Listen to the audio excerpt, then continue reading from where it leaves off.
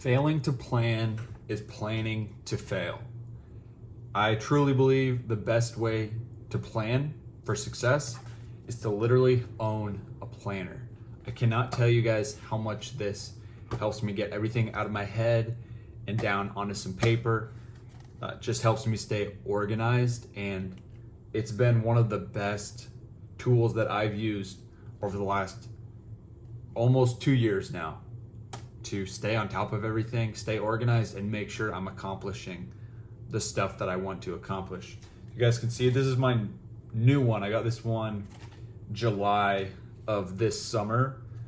So this structure of planner comes with, like here it shows October and gives you a full calendar, but then between months, it gives a breakdown for each day. So I'll put my step count, the workouts that I did, give them a letter grade overall. Rest days I don't leave very much, but I dug deep and I found this planner, which was the first one that I had. I've completely filled this out, and I've leave a lot of notes and stuff all over the place. But back in the day, what I was doing was, when I first started using my planner, this was before I got a real journal, I would actually journal in each day, and I would just give the day a rating out of 100 and say, long run, PR, hard but survived, it's all mental, 1 week out from the half marathon, right calf is tight,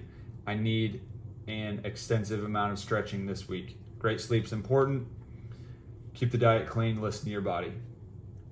Took 3 magnesium supplements at 750 milligrams, waking up at 7 o'clock, all that random stuff, so that I can come back to this. That was April of 2023, okay? Say I get to May and I'm experiencing something, I can look back to that and be like, oh, my right calf started bothering me way back then. This has been an ongoing thing.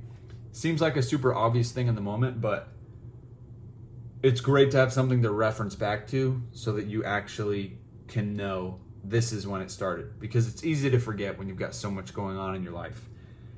And as I've went through this whole first year, it differed a little bit because I started writing more in a real journal, some of the more like in-depth stuff, just because this is not very much real estate, and switched it to just writing morning run, moving to tomorrow, had a pull day, back biceps, forearm, gave it a B+.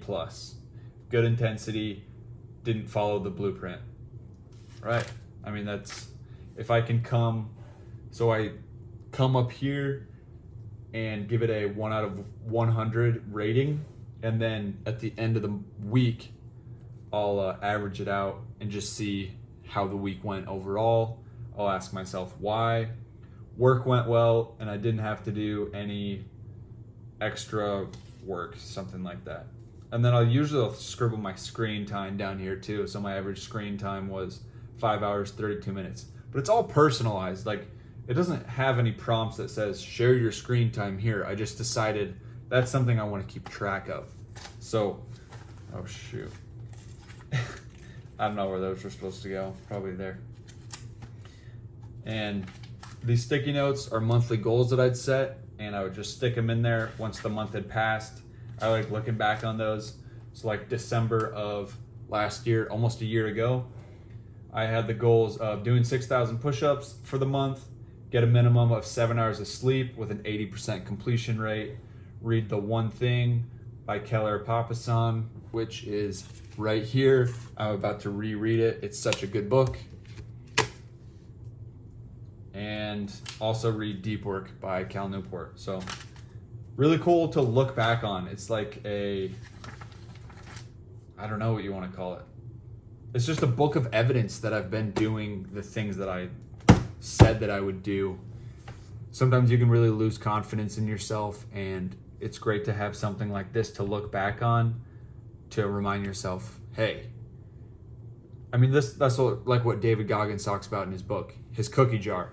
There's a cookie jar full of evidence. Like, I ran a 100-mile race, for an example for him. He says whenever he's low on confidence or whatever, he'll reach into that cookie jar and remind himself that he is who he says he is. No matter what anyone says, he knows that he's done certain things, he's been doing certain things. And this has been a great reminder of that. I instantly got this one as soon as I finished this guy up. And even beyond just the planning and the organizing of it, it's an accountability partner. And there's times where I'll want to skip a workout or not do some sort of task that I told myself I would. And if I wrote it down in here somewhere on the date, like tomorrow, I've got a 6 there because I'm supposed to run 6 miles. It eats me up inside if I don't run those 6 miles and I've got to put an X next to that 6 instead of a check mark. It's just a great way to hold yourself accountable. When you actually write it down, it makes it more concrete and more real. So I would absolutely invest in this, probably the best $4 or $5 investment that you'll ever make. Get mine from like Staples or something, or Office Depot. Very affordable, absolutely worth your time. Failing to plan is planning to fail. There you go, boys. Love you.